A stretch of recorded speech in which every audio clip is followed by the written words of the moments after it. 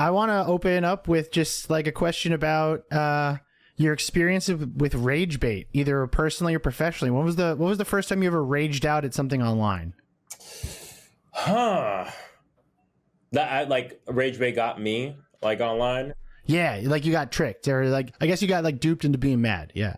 So when I was like in middle school and high school, I was very, very obsessed with the prank guys on YouTube. Sure. I would watch like all the prank guys on YouTube, and I was really into like content that was really stupid and people being messed with and stuff like that. So I feel like it's pretty hard to rage bait me. Interesting. I honestly can't think. I mean, I'm not saying like, yo, no one can trick me. That's good though. That means you're the perfect person for today's episode.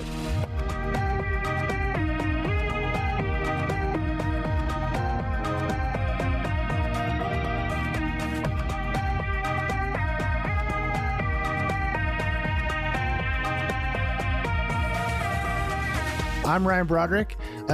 With me always, the person who makes me the angriest, our producer, Grant Irving. He'll be popping in from time to time. This is Panic World, a show about how the internet warps our minds, our culture, and eventually reality. And joining me today is, it's a little weird, wild to say this, Representative of Florida's 10th Congressional District, Maxwell Frost. Thank you for coming on the show. Yeah, good to be on, man. Thanks for having me. Today, we're talking about something that I think we've all kind of noticed over the last few years, and it's definitely gotten worse since the start of Trump 2.0, which is crazy to think it's only been a year. We're going to be talking about how the White House has turned the federal government's comms apparatus into a nonstop rage bait factory. Yep. So just to kick things off, like how would you describe the trolling nature of the Trump administration right now? A few things. AI, it's almost exclusively AI generated content, which in it of it have they put you in a sombrero yet? They have not put me in a sombrero yet. We'll see what they do.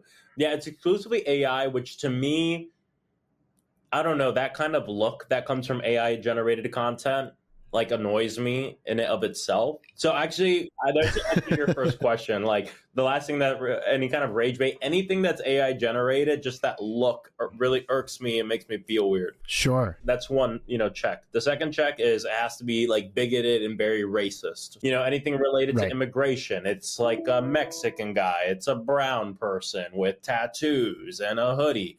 If they post something that's like, come serve your country, it's never like a black person or anything. It's like, a white guy that like fits that profile exactly.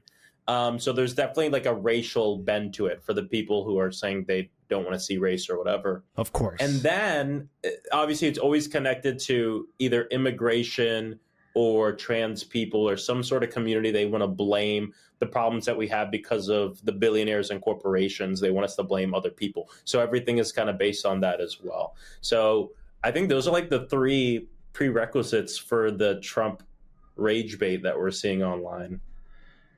I think that's exactly right. And obviously there's a long history of, let's call it like political trolling, political rage bait. Yeah. But we're going to start today's episode with the modern era. And I think the best articulation of the ethos of this was Adam Serwer's 2018 essay in The Atlantic, "The Cruelty is the Point." Have you read this essay? Mm-hmm. Just for our listeners who might not be familiar, here's a little section. "The Trump era is such a whirlwind of cruelty that it can be hard to keep track. This week alone, the news broke that the Trump administration was seeking to ethnically cleanse more than 193,000 American children of immigrants whose temporary protected status had been revoked by the administration.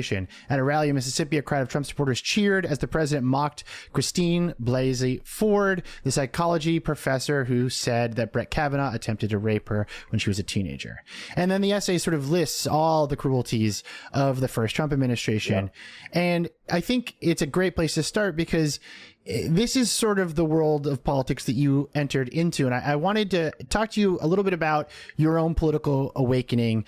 When did you first get involved with politics? Why did you first get involved with politics for people who don't know?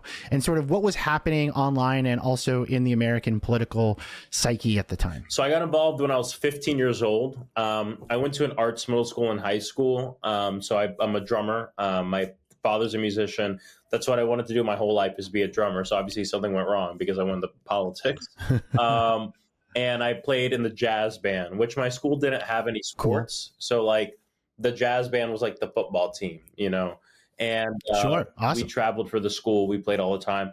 Either way, before every jazz band concert, my best friends and I would go to this like Friday. It was a Fridays or Chili's. Fridays across the street from my school, and there was a silence that followed in the restaurant.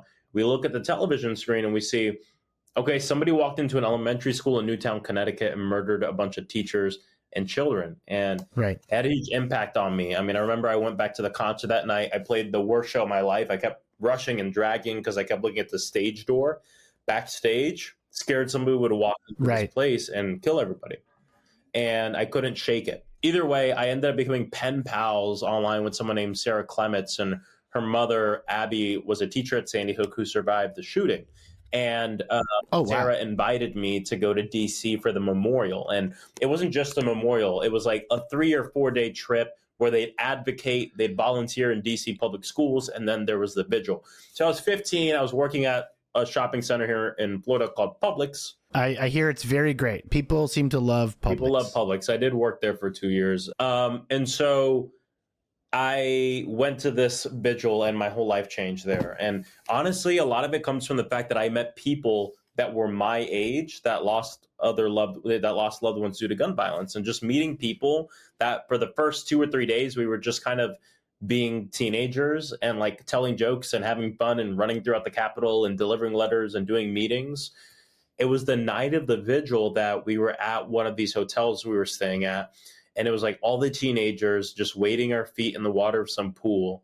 And they all just started opening up their hearts about like who they lost and what they missed about them. And seeing that kind of pain in people my age is something I never experienced before. Wow. And that level of vulnerability. So I ran to my hotel room and I was crying, and I called my mom and I was like, you know, this is what I want to do. I want to fight to end gun violence. And I got back home and I started organizing, and that's what got me involved into politics. What was going on the internet at that time? Well, I mean, at this time, growing up, I was a troublemaker. So I always got in trouble.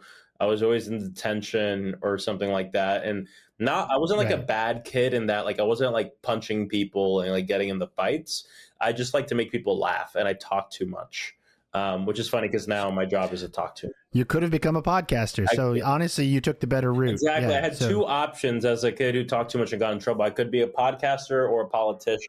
You know? Exactly. And now there's politicians with podcasts. So kind of what I told you at the beginning, like at least for me, my kind of what was going online for me was very narrow. I was watching people doing pranks and I was watching stuff like that. And it wasn't until and like the other online part for me was like at this time, I think I was playing a lot of Minecraft, and I used to play the chat room games. Like there's one called Habbo Hotel that I played all the time. Habbo Hotel, of course. Yeah, you know Habbo Hotel. Honestly, that was my social media. It's fascinating that your political awakening is tied to Sandy Hook because across a lot of episodes of this show, we've been trying to diagnose this thing. This larger than you can sort of put your hands around idea, this vibe shift, if you will, that happened at some point between 2011 and 2015. Something to explain the road that we're down now. Friend of the show, a friend of mine, Charlie Warzel, once wrote that the Sandy Hook was the end of pretending we were going to change anything. Particularly for people of the millennial and Gen Z and Gen Alpha generation, like that is the moment where the country said, like, this is the road we're on now, and wherever this takes us is where we're going. And politics gets uglier and almost immediately after in a lot of ways. And so as Trump is entering the White House in 2016, what was that political environment like for someone who's young and trying to make their way in politics? Like, because in a lot of ways, I mean, is it fair to say that like you don't know another world? Like you're sort of a beast made of the Trump eras. So like what is that like? Yeah, almost. I was, because I was so involved in high school, and I would say like kind of my sophomore, junior, senior year, and I had volunteered for the Obama campaign.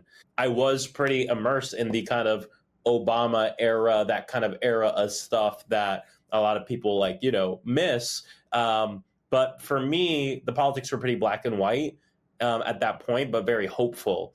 And along comes a guy named Bernie Sanders, who became kind of my second big political inspiration after Obama. And Bernie was the one that really opened up my ideology, like figuring out like what, like, oh, it's not so black and white. And like, here are the things that I really believe in that might differ to other people who generally have the same values as me, which I think is really important too. And so I ended up my senior year of high school volunteering on the Bernie campaign. And when I graduated high school, I was getting ready to go to college, and I get a call from someone I worked with on Bernie that said, Max, I got a job for you on the Hillary campaign. And I was like, oh, well, I can't really volunteer right now. I'm going to college. And they were like, no, we want you to like come work on the campaign full time. We're going to pay you, I think it was like $1,200 a month for the full-time job. We need you to move to Fort Myers. And I was like, $1,200 a month? I'm going to be rich. I was like, let's go. Yeah, that's good money, baby. That's good. Yeah, dude. I was like, let's go. So I packed my bags and I went down to Fort Myers to do that job. And that's when my like political career as an organizer started. Fresh 18, the youngest person there by far. But that was like when the era of Trump started. And I'll be honest, being on the campaign, like no one took him seriously. No one saw him as a real threat. It was kind of like a, this guy's going to lose. Like a sideshow. Yeah, like a sideshow. Like, what the hell? And so I say all that to say, like, I've been doing most of my work during the Trump era the past 10 years. But because I worked a little before that, I got a taste of like what it was before. But for most people most Gen Z. Was it better? Was it better before? Yes. I would say, like, yeah, of course. And I think the world will be better when he is not on the political stage anymore. He is a singular figure, unfortunately. And he does have a juice that, like, J.D. Vance doesn't have. So, like, when Trump is not on the ballot, his people don't show up the way they show up when he's on the ballot, even when he asks them to. But I'd say the thing that's better now, though, is I think, at least in my party as Democrats, we have more of a call to action and view on how we need to govern and what we need to do. And what I mean by that is the age of the neoliberal policies, which in many cases have brought us to this point where people feel like, well, the Democrats don't do much when they get in the power, and then the Republicans come in and they mess everything up, and I don't like both. And you have this age of complacency where people feel like I can't trust either party, and wealth inequality is the worst it's ever been in our nation's history. And I think our party is waking up to that in a big way to say, wow, like, I think we need to have real, bold, transformational policies that will change people's lives. So I think in that aspect, things are better, but the general sense of politics is way worse. I want to talk about the Democratic response, the shift from Trump 1, the age of the Pepe the Frog memes, which is very 4chan based, to the internet behavior they're doing now that they're back in power. And I want to talk about how this new strategy is helping accelerate the authoritarian takeover. Yeah. So just like real quick, just for listeners who don't remember, because this is a lot that has happened in the last few months. Yeah. On February 18th, the White House posts a deportation ASMR video with detainees in shackles. February 25th, Trump shares on Truth Social the Gaza Resort AI video. It has just been a nonstop barrage of this stuff. And in March, the Democrats tried to do like a first big push, I would say, of just like enough, right? They wear pink, they hold signs, they post TikTok videos. And they get a lot of flack on social media. Like there's this one poster who wrote, if you think Trump is a fascist like Hitler was, then you have to accept that wearing pink is a ridiculous thing to do. In response to Hitler's policies, some members of the German left party wore purple hats. Do you see how stupid that sounds? And like, you caught my eye because you were sort of one of the Democrats who was taking this seriously kind of from the jump. And so, how do you navigate? And tell me if I'm wrong, because from the outside, it seems like the Democrats as an institution, like, do not know how seriously to take this, like what stage of red alert we're in. So how do you combat the claim that the Democrats are being unserious about this stuff? Yeah. And speaking of red alert, that was one of my favorite games. Great game. Speaking from a very personal point of view. Sure. I'm in the state of Florida. I'm in a state where what I always tell people is Project 2025 is Florida 2020. So like all this stuff that people are surprised about, that everyone's freaking out about, rightfully so, we've been dealing with here for a while and no one's given a shit about us, right? So like Ron DeSantis, our governor, if he disagrees with an elected official, he literally just takes him out of office, even if we voted them in. I mean, it's insane. He did it to my state attorney here locally. He did it to the state attorney in Tampa.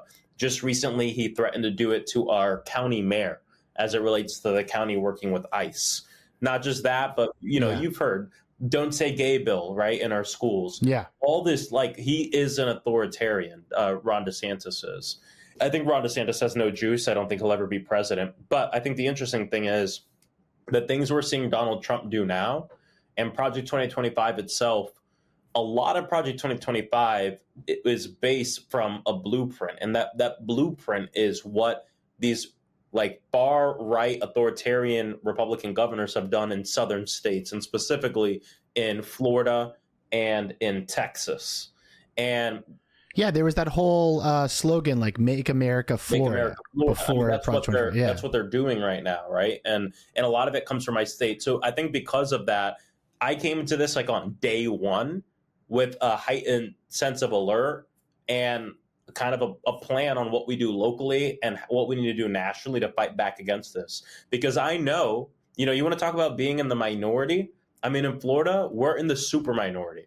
Right. So like our tools are so limited, but you won't catch like a lot of local people saying, oh, my state legislator isn't doing anything, even though they can't pass the bills to change everything we want. A lot of people still feel that energy from a lot of our local electeds, especially here in Orlando, Florida. So you have to ask why. And looking at what they've done, working in collaboration with organizers, you see what's needed in this moment. And it's being loud as hell. It's when you see a good fight, you hop and jump in it and you make sure the world hears about it. It's communicating relentlessly everywhere you can. And then it's using all the tools in your toolbox, even when sometimes it doesn't work. And honestly, this is something Trump gets and that he does. They just throw stuff at the wall and like 95% of it doesn't stick. But at the end of the day, you heard about 100% of the things they tried to do. And they've given the impression of inevitability to the point where you think everything he says he's going to do, that he's done or is happening when it's not true. But it doesn't matter because that's how authoritarians run things. They don't even have to do half the things they're saying. They just need you so scared that you obey in advance. And I'm not saying we need to be authoritarian, but what I'm saying is to fight back against fascism and authoritarian government like that, you have to fight that same way. Throw things at the wall, do everything you can do, get in every fight you can get into. You're not going to win all of them, but people are going to see that you're not just lying down and letting these people walk on top of you. And then at the same time, we provide our vision of like what we're going to do and what we want to do as well. And I think you have to do both at the same time. So I want to drill down into this more because like I think this is interesting because to kind of bring it back to the topic of rage bait and the sort of constant barrage, as you said, of things from the Trump administration meant to enrage you and piss you off and horrify you. A few more greatest hits just from the spring here. March 15th, Trump uses the Alien Enemies Act to deport migrants to CCOT without trial. March 26th, Secretary Noem goes down to CCOT and does a little YouTube tour. March 27th, the White House account does a Ghibli AI image of an arrested woman sobbing, right? And so, as you said, like these are clearly meant to activate his base, to horrify and scandalize, but also trivialize the liberal response, the leftist response, right? Because if you're getting so worked up about an AI cartoon, you're inherently meeting them on the battlefield of stupidity that they've laid out. So before we go to the break and we kind of talk about the further evolution of this in Trump's first year, from your point of view, like, okay, say that you're a Democrat politician anywhere in the country and you're minding your own business and Trump puts an AI sombrero on your head and calls you a piece of shit on Truth Social. In that moment, what is a Democratic politician meant to do? Are they supposed to do what Gavin Newsom does and pretend to be Trump for weeks on end and like make fun of him? Are they supposed to be like Chuck Schumer and sit down and be like, things are exactly the way they were in 2003 and you can't convince me otherwise? Or is there some other, like, what is the playbook there in this type of information warfare? My personal style, I mean, everyone, is just doing their own thing and figuring out the way they want to. What would you do if you got sombrero posted? Yeah, what would you do? I would do a couple things. I mean, the first thing is if I'm talking about it online, the president has obviously just kind of elevated me, right, to a level where he feels like he Mm-hmm. needs to make fun of me. So I would take that opportunity to be on every, not just like mainstream corporate news network, but independent media, everything like that, to deliver a very simple message. Like, we're in a point in time where we have massive wealth inequality, where we have so little because billionaires and mega corporations have taken it all from us. Donald Trump is no different. He is one of those people. And he wants me to be mad about the fact that he did a racist AI meme about me, which is despicable. But I'm even more pissed off about the fact that working people are getting the short end of the stick. And it's because of Donald Trump specifically.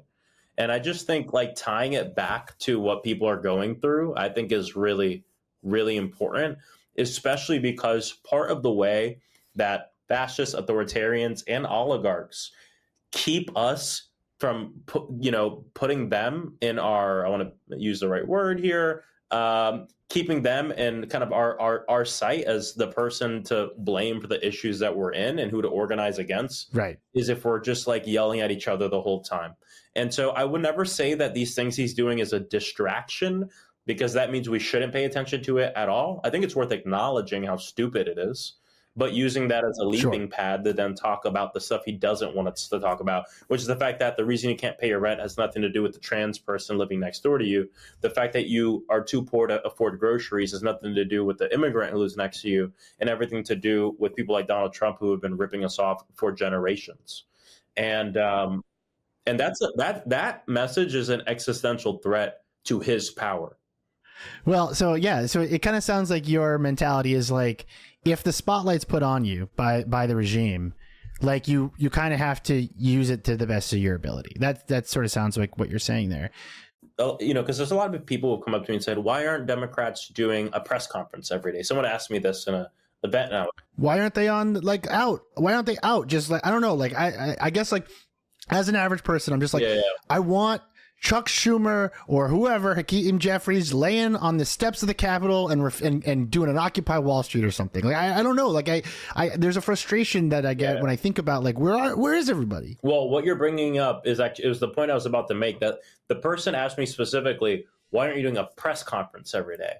And I said, actually, people are doing press conferences every day. The problem is the way people consume media and the way you get attention is a lot different than it was 10 years ago. Right. And so the fact of the matter is you could do a press conference every day, but it's really not going to get covered every day, because the president of the United States naturally is going to have a bigger bullhorn than you. So the question isn't why aren't you doing press conferences every day, but it's like, what are you doing to get attention on what you're doing? And then in the cases where you're kind of lucky and the president is giving you some attention, and you have the opportunity to say something into his megaphone, that's when we bring it back to that core message, which he used to win the election, which is that working, that all this ties back to the fact that they want to make more money, that they're greedy billionaires, and that they want us to blame each other. And I just think like that's the core message here. And that message scares these guys. That's why they don't want us talking about anything having to do with that, because it exposes how much full of shit they are. But the other thing that you brought up is figuring out how we bring attention to things.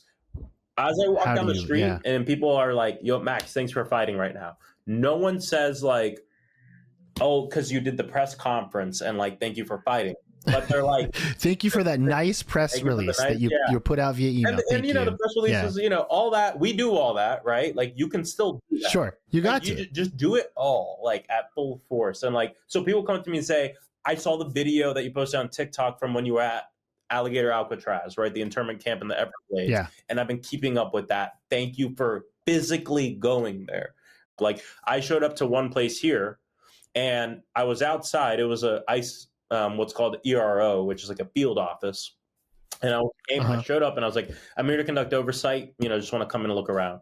And then they go, okay, let me close the door and we'll get back with you. And I put my foot and leg in the door and then they got all, they're like, whoa, like, what are you doing? Like, oh, how dare you? And I'm like, I wouldn't come with this energy if I hadn't just seen 10 videos over the last month of members of Congress being pepper sprayed, cursed out, thrown out of buildings and stuff like that. So I have to obviously assert myself so you let me in the building. And they let me in the building. But I promise you, if I didn't even just put my foot in the door, I wouldn't have been let in. But then capturing that and posting it online so people can see what's going on, I think is really important too. So it's just like figuring out how to get attention, not for the sake of getting attention for Maxwell Frost, but to like show what's going on, because we can't assume everyone's paying attention. So after the jump, we're going to talk about how the use of rage bait, let's call it for simplicity's sake, has become more pronounced as ICE has pointed its crosshairs at the American population. Instead of outsourcing to CCOT, we are now seeing sort of a larger ICE presence here in the U.S., and we're going to get to Alligator Alcatraz. But first, a word from our sponsors.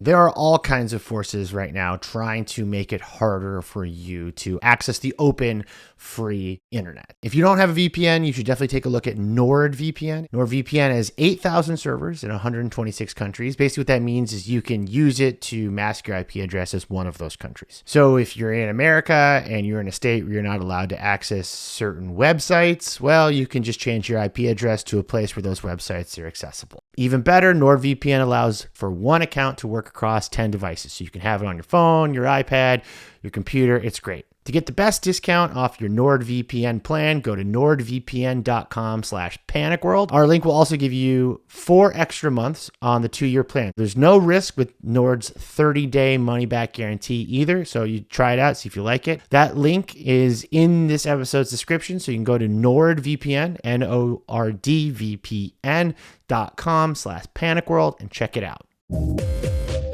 Just to rattle through a couple more greatest hits from this year, just so everyone can keep track of what's been happening over such a short amount of time here.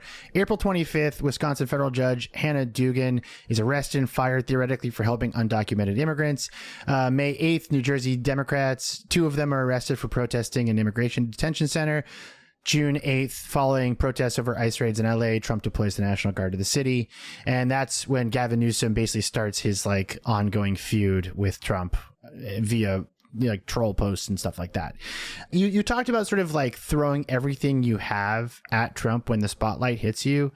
I mean, from like an energy perspective, like how do you manage that? Because like effectively what you're describing, are you familiar with the concept of a DDoS attack? No.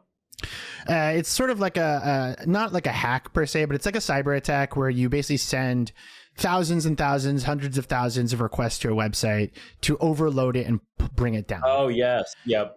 And I've often thought of Trump in general as a DDoS attack. The right wing sort of has adopted that strategy of like right now, you know, before the show, I was watching videos on right wing X accounts where they're targeting members of the armed service who don't want to shave their beards or cut their hair because they've decided like they're just going to swarm this idea. So like if you are at the center of a right wing swarm, because let's say you were videotaped outside of an ICE detention center, or that you've been singled out in a Truth Social post, like how from a like an organizational perspective, like how are you expected to handle that and also somehow come out of it promoting an agenda and a political agenda and also like looking good? Like it seems impossible.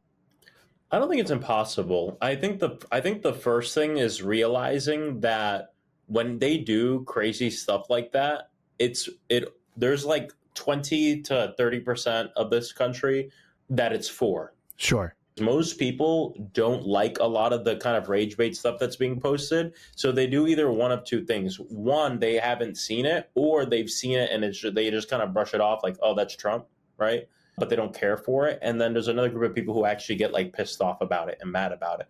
Those two groups of people are way, way, way larger than the group of people who see it and go like, yeah, that's my president. Sure. And I think like when you realize that, you feel a little less pressure in having to respond to the attack in a way that is defensive. Because most people, you don't have to defend yourself against that to most people, because most people see it and it like rubs them the wrong way. So then you use the opportunity to talk about the thing you want to talk about.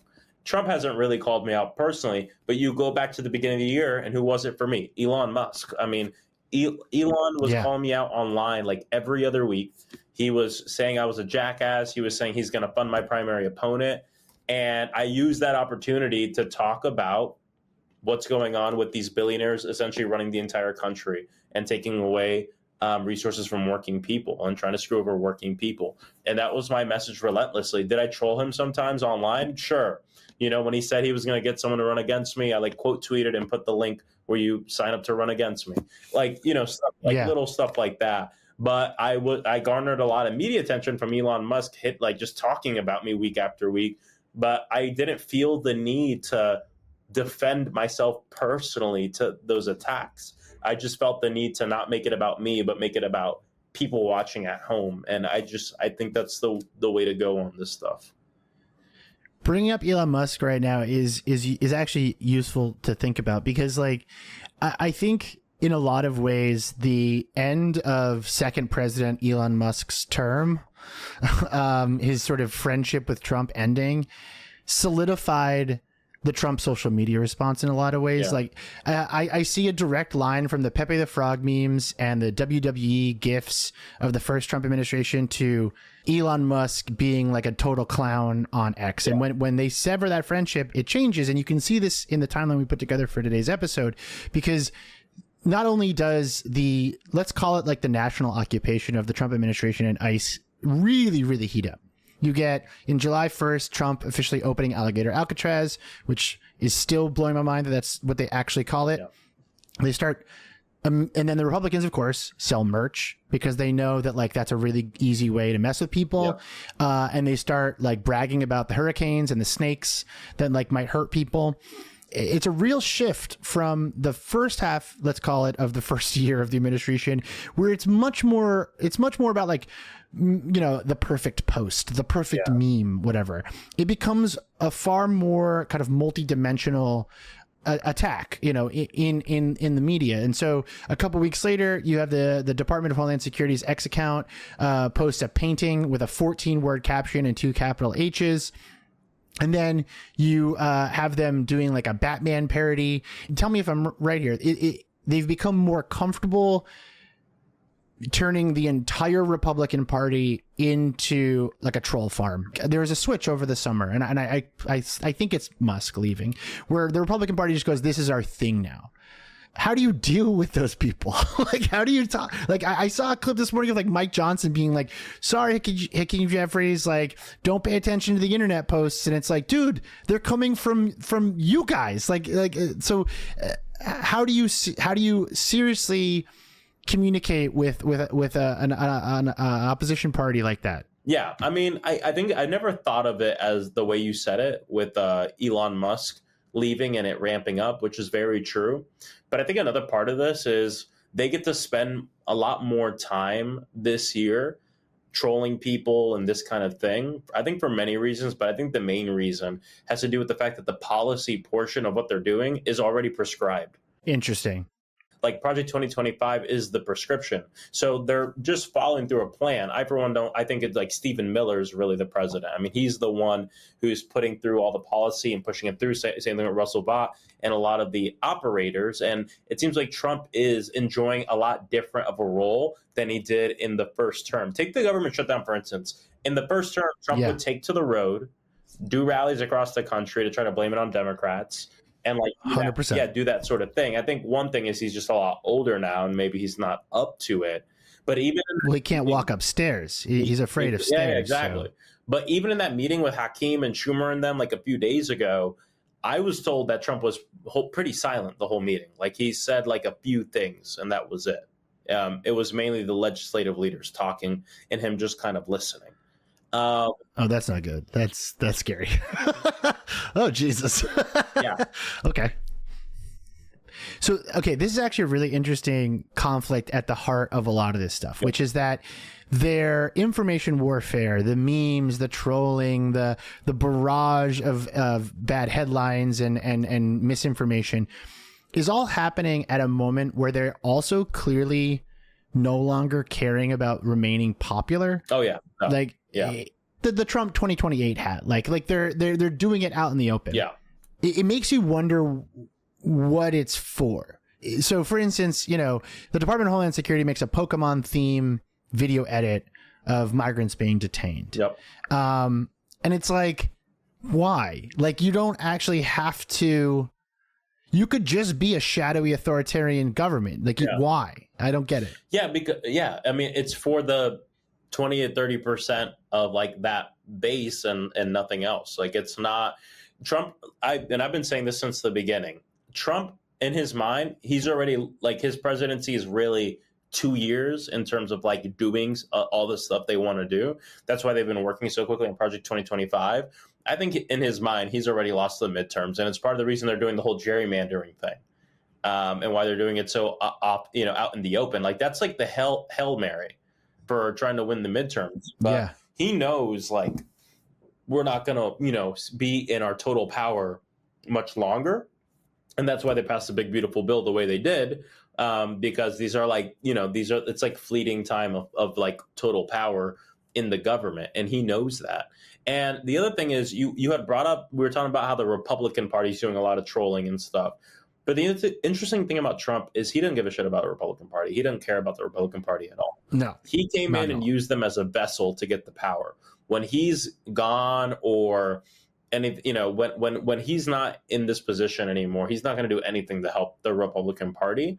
And actually, this whole kind of Democratic chaos people were talking about earlier in the year, I think what the Republicans are going to be in after the next presidential is going to be a lot worse, actually, because I think Trump is going to, unless I think he is going to try to run again or do something. Who knows? Last time he did an insurrection on our country, so we'll see what he does the next time.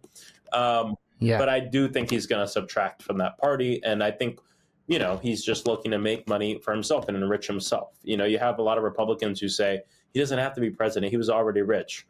It's like, brother, do you know that his net worth is the highest it's ever been? Like, running for president has been one of the most lucrative things Donald Trump has ever done for him and his family. And he made it lucrative. That's what it's all about. And so I agree. I don't think he cares to be popular, because he doesn't, in his mind, he probably, he knows I'm in my second term. I don't really care what people think about me. I'm just going to like do what I want to do and let my henchmen like execute the plan that they told me I should get behind to win the race. And I won the race. So I guess they should do the plan. And we'll do memes and make money in the meantime. See, you bring up like a good point, something that I in conversations Grant and I go around in circles about this over and over and over again. I think I make myself sick about it, which is like, okay, so if the Republicans via Project 2025 have kind of already decided they've won the game, if they get through the midterms, like, game's over, we get to do whatever we want, 100-year Reich, whatever they want to call it. And while that's happening, they've become way more aggressive about misinformation, disinformation, meme warfare, information warfare, and they're just like messing with people, as you said, probably to energize their base of like 20 to 30% of Americans or whatever. So in that environment, I look at the Democrats, and I'm not going to try to get you to, talk shit on your colleagues unless you want to, and then please, by all means. But I get frustrated, when the government's shutting down and I go to Hakeem Jeffries' live stream and it has like 125 people there. Or I get frustrated when I look at Chuck Schumer next to the 2028 hat, just allowing that photograph to be taken. Or the bevy of other sort of like establishment Dems, let's call them, that don't seem... Not only are they not like making a big, like, you can talk all day about whether Gavin Newsom's like social media strategy is effective. It is petty, and I do find that emotionally fulfilling. But to see establishment Dems both not going that direction, but also not going the direction that I think you and a lot of younger Dems go, where it's just like, okay, we're going to just like go like Zoran Mondami, great example, where it's like, we're going to go out, we're going to make sure we have cameras and know how to film it, know how to frame it. And we're going to make sure that people know we exist, and we're going to meet them where they want to be met. Yep. But then there's this massive, and it seems like it's massive, chunk of the Democratic Party that doesn't seem to know how to do either. And maybe there's all kinds of closed doors stuff happening that like the average voter doesn't know about. But like, I don't know, people seem really scared. And it's like, I don't know what the problem is. Like, what's the deal? I guess. I think part of the issue is, and you guys know this very well, that the frontier of politics in this country and media in this country used to be television, right? And sure. I would say the last great national politician who dominated that frontier was Obama, right? And if you dominate that frontier, you dominate politics. And now it is a completely different frontier, right? And now it's social media, it's online, it's short form video content or very long form video content. Stuff in the middle doesn't do as well. And I just think a lot of people don't get that. And I think a lot of people's playbook on how we handle what's going on now is still based on an old frontier that we're not in anymore. And I'm not sure, and I'll speak generally, that the party as a totality has the people expertise, ideas, and creativity necessary to catch up with that in a way that allows us during a shutdown to get the message we want to get out. And that, I'm not even just saying that about like any specific group of people, just like in general. Yeah. And it's a huge problem. And I'm trying to do as much as I can in Congress to help a lot of my colleagues, do better on that. And honestly, I've seen a huge difference from now versus in January. And I think a lot of people are seeing that and they want to do more. But the problem is a lot of times people get a narrow sense of stuff. And I got to be honest, it's not just about like doing more interviews or doing interviews that are not just corporate media or doing videos. Like, it's not just about that, but it's about the things you're saying. And the fact of the matter is that it's not just that Democrats have a communications problem, because when you say that, it means you're saying we're doing everything right, but not enough people are hearing about it. I don't think that's the whole problem. I think we have a doing problem too. And that's part of the reason I bring up like the politics and policy of everything as much as I can, because you look at someone like Zoran, what's the measure of the success there? Well, he personally has a lot of juice, right? He's personally great, but it's two other things. He's got the juice, right? There's two other things. Number two, he knows how to convey that through short form video content, posts, interviews, everything like that. Okay, but we're not done yet, because there's a last thing that if you don't have this thing, the other two things might not matter as much, right? And that is the fact that he's giving real solutions to people, that when people hear him, they know, like, this guy gets what I'm going through and he knows what to do about it. And honestly, I'm not trying to compare him and Trump, because I'll throw myself in there with him, that I try to have joy in a lot of this work. That's a similarity between what we're seeing with the administration, that their form of showing joy while they do their project is the memes and the AI and everything like that. It's cruel. It's horrible. To us, it's horrible. But to him and that subset of people that he cares about, that's the joy for them, which is horrible, right? They love it. They love it. Like that is the version of like AOC's video of like dancing and like a small group of people being like, oh my God, she's unqualified to be in Congress, but everyone else is like, oh cool, she's a human, like she's a person, right? And same thing with a lot of the like humor you see in Zoran's videos, or even like community. When I go in my community and I like go somewhere and they ask me to play drums and I play the drums and people love it, like that is our form of their like stupid memes. Does that make sense, what I'm trying to say? It does. And it is a perfect segue into the last section of today's episode, which we're going to talk about right after the break. We're going to be talking about how we fix everything. Seems simple, should only take a few minutes, and we'll talk about that right after the break. We just did an episode with Crooked Media's Jon Favreau.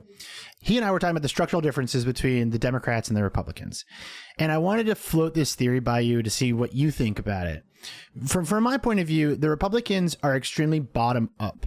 Even though you have Trump at the center as this cult of personality, the Republicans over the last 15 years have become very, very sophisticated at using the worldwide web of neo-Nazis as their monkeys with typewriters to figure out like what they should do. And because it's the internet, there's a two-way street. So the cyber army is listening to Fox News and Trump and the heads of the administration. And I think a lot of times vice versa, especially Vice President and super poster J.D. Vance. They're very plugged in. And Jon Favreau from Crooked Media was saying that the Democrats are not that they are extremely top down. And so first, like, my question is, do you think that's true? And then my second question would be, how do we fix that as fast as possible? And then I guess the third question is, should we? Like, is that good for democracy as a whole? No, I think our party is very regimented. We are too top down, and it's a huge problem. And look no further than what's going on in the New York's race, right? Where because... Are you a Cuomo guy? Are you a Cuomo guy? Yeah, dude. I go way back. Cuomo and I, dude, we go back. But look no further than New York, right? And it's not even just about his politics. but it's about the way that he entered the scene, right? And like it defies a lot of what our party is about, which is that process and like kind of hierarchy that is set up. And how do we fix that as fast as possible? By defying it and by winning as much as we can. And as we do that, we change what people think is possible, which means more people try to do it and then more people do it. But we also change what our base and what Democratic voters are looking for. Because I think we could go back years ago, right? And you would say, well, people look for a specific type of person who have a specific type of policy, who maybe they've done the thing. But I think more and more what we're seeing from my race in 2022 to other races, Zoran Alexandria, or a lot of other progressive, like Summer Lee, Greg Casar, Deli Ramirez, Robert, a lot of people doing this work. Robert Garcia, he's a second-term congressman, but he's running the oversight committee now for Democrats. That was not an easy thing for him to do, and it defied a lot of what our party is about, which is kind of that seniority model. Yeah. But he had to defy it to change it. And now there's like brand new conversations in Congress about what it means to lead Democrats on a committee. Now, for the first time, get this, now people are talking about term limits for chairs in the Democratic Party, which no one talked about until a young guy won, but whatever. And at least they're talking about it. But by defying it, it's a big way that we can change things. I'll be honest, though. I think this year has awakened something in like the base of our party and in the party itself that, number one, I don't think there's an establishment anymore, really. I mean, what's an establishment? An establishment are like the top power brokers and holders kind of marching towards the same goal and using their resources to get to that goal. And the fact of the matter is, after last election, there's so much friggin' drama in the party between the power brokers, and there's so many of these power brokers who really don't have power anymore, that there isn't really an establishment anymore, which means it's kind of up for grabs on who directs what this party is about. And that's why the midterms are really important, because I think it's important we get like bold progressives elected, and that helps shape the debate and shape things. But the most important one is going to be who we put forth as our primary nominee. And I hate to make everything about the presidency. Everything's not about the presidency. State and local office is really important. Who we send to Congress is important. But just looking at like what's the fastest way we can drastically change the Democratic Party, it's by putting forth someone who's drastically different to lead our party in not that long, in like 2.5 years, right? And if you look at the Republican Party, that's what Trump did. He defied the odds, got through, and became the leader of the party, and has led the party for a decade, and has made it in the way that he wants to make it, and has changed it and broke that kind of hierarchy that they had set up. It's going to have to be the same for us. And I feel honestly very optimistic about it, because people want fighters, but not just fighters. They want fighters who have bold progressive visions. And I hear that from people who hated Bernie in 2016. And then I saw them at the oligarchy tour, and I was like, wait, what are you doing here? I thought you hated my guy. And they're like, I just want a fighter, and the progressives are the ones fighting. And my hope is we're not just looking for fighters, because there's going to be a lot of corporate candidates who say they're fighters, but, want to keep the status quo. But the question is, like, how do you want to drastically change the country? Like, change it, because that's what people are hungry for. So sorry, that was a long answer, but I'm actually pretty optimistic about it, to be honest. On the topic of fighters and sort of tone, if you dig deep into particularly like more hardcore leftist online spaces, I think you see a thing that come up a lot, which is take this seriously, and not only take this seriously, match aggression with aggression. And so one question mark for me about sort of the future of the Democratic Party, as you said, it is clearly like there are young upstarts that are finding a footing and getting in. And I think pre-Zoran, I would have said it's impossible to not be aggressive and do well. Zoran has sort of changed my thinking on this slightly, because like he is making me like peak millennial, like very sort of excited about like viral content and that energy, that very like 2012 energy that he has, and because it's authentic to him and it makes sense. But I guess like assuming the internet is going to be a big part of shaping the future of the Democratic Party, these young candidates that are coming in and trying to figure out a way to just like shoot through the structural machinery of the party and make a name for themselves, what would you say to people online in particular that are like, yeah, well, you have to be as much of a giant asshole as the president is, and you have to match aggression with aggression and no cheeky shit. Just like, I need you to be like wearing like a black mask and a Molotov cocktail, and like that's what I want out of my I mean, would I love to see AOC throw a Molotov cocktail? Yeah, it would make me feel great. But I'm wondering if that's the correct strategy here. Don't give Trump any AI meme ideas, okay? 'Cause that one's definitely coming out. No, 100%. And what I would say is what we should ask people, because I think sometimes people are even confused on what they're looking for. And it's like, do you mean aggression in the way that we communicate and talk about stuff? Or do you mean like aggressive in the way that we govern for like our people? And I think, to go back to Zoran, that's something that he exemplifies. Like, he's a joyful warrior.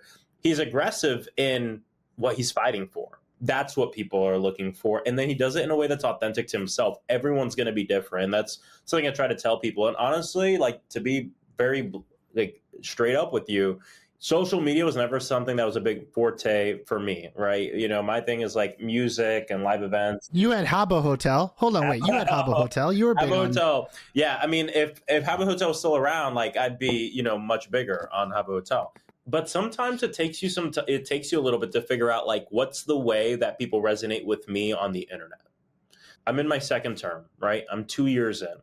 I feel like honestly, I'm just now starting to get a hold of the way that people connect with me online. And I didn't really get that the first 2 years. Fascinating. Yeah, the first 2 years of my term. I was trying to figure it out. I was doing a lot of different stuff. It wasn't a huge priority for me personally because I'm just so like in-person based that I realized that we're doing such cool stuff like on the ground. Like, I have a music festival here in Central Florida that's like a political thing, but we never really captured it in the right way to show the rest of the world what we were doing. And I feel like this year is the first year where I feel like, oh, I get how people like to hear from me, right? And everyone's content's different. Like, I was for Alexandria, right? She doesn't do the like short form kind of videos like Zoran does. She does like long form lives that like tens of thousands of people get in, and they clip those lives and they post that. Like, that's her thing. And I've learned for me, a lot of it for me is like kind of direct to camera, like sitting on my couch talking with people. And I'm just figuring that out. Like, I just figured it out this year. So I encourage people to just like be authentic to yourself and not don't try to copy somebody else. Like, do your thing, but be aggressive in what you believe in. It doesn't mean you're going to be like cursing into the thing. A lot of people think like just saying a bunch of curse words is what people are looking for. And I think people are looking for something a lot deeper. And I say this as someone who curses randomly. Let's get Chuck Schumer a ring light. So my last question for you, and this has actually been so much more of an optimistic conversation than I expected. So like, thank you for that. But like, we've just come through like a major news cycle that I think was very clarifying for the political temperature of the country. So Jimmy Kimmel, he's forced into suspension. He's brought back. There's all kinds of First Amendment concerns. The country, it feels like actually like the majority of the country for the first time actually kind of understood how scary things have become. Obviously, you know, it's great because like everyone knows Jimmy Kimmel and he's been on TV for 25 years or whatever. And you can understand that like the president is bullying Jimmy Kimmel off the air. But how do you, if you're being bombarded with memes and the old media world is decaying, if not already dead, the press conference era is over, the TV era is practically over. You know, I can joke like get Chuck Schumer a ring light, but like we are in this transitionary moment where the Democrats basically have to wait for primary season and wait for the midterms to really understand like what the shape of the party will look like. And not to be hyperbolic, if the party exists in a legal manner in the way that we've understood for the last 100, 200 years. So it's like, this is a big deal. And then we are entering like a very scary moment. And it is a little frustrating to think that like the average American, it took Jimmy Kimmel for them to be like, hey, Google AI search, what's fascism? like it's a little concerning. Yeah. It's a little concerning. And so I guess like from your vantage point, not so much what you would do, but I guess like if you wanted to be a mouthpiece for the Democratic Party right now, how do you both calm people down, but also I think like treat this seriously? Because like this is big. I think I don't want to be hysterical, but this feels big. You're 100% right. And the thing I always tell people is The good news here is we do have history to look at other fascist and authoritarian leaders, and this guy's doing the same exact thing. And that should, concern you, obviously, but also gives us a roadmap. Because the fact of the matter is authoritarian leaders, they always, always, always, always bank on having the impression of having much more power than they have, and people complying in advance and believing them at their word. A lot of people have forgotten that Donald Trump is a liar. So just because he goes on the TV and says he's going to do this crazy thing doesn't mean it's going to actually happen. And it also doesn't mean that when he does it, that it's going to remain permanent. And something I always tell people, 45% of his executive orders have been overturned or stopped or paused by lawsuits or by public opinion that has pushed him and people on the streets. So the organizing and the work we're doing does work. But I wouldn't tell people to calm down, because we're staring literally down the barrel of fascism and authoritarianism, but it's all in service of enriching a few people in this country, enriching people and billionaires like Donald Trump at our expense. And that's not a Democrat versus Republican thing. It's a people versus the problem thing.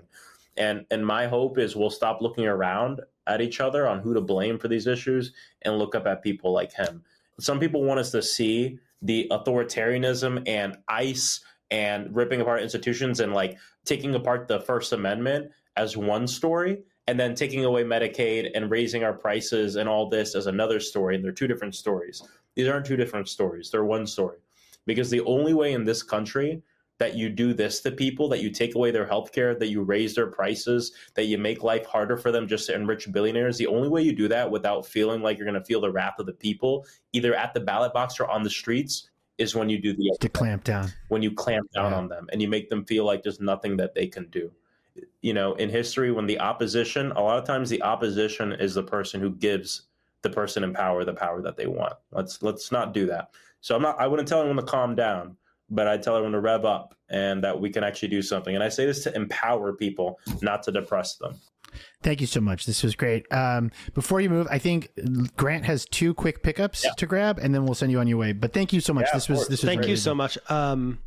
Ryan, I think you actually got at it with the last question.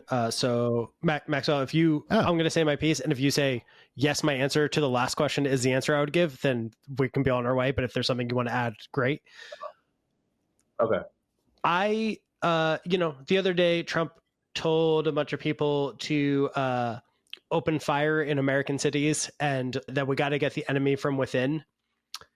And I feel very frustrated that if you respond to that, you end up sounding hysterical and you sound like you're hyperbolic. If you're trying to be like, this is serious, this is scary.